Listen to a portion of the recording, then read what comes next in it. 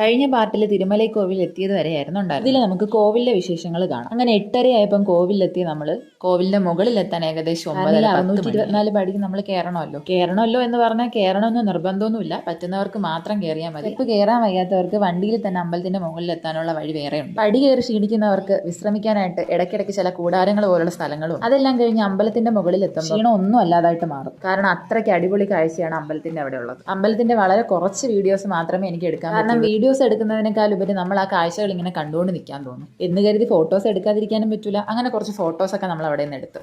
കോവിലൊക്കെ പോയിട്ട് ഇപ്പൊ നമ്മൾ എവിടെ പോകുന്നു? ഈ സ്ഥലം പറ.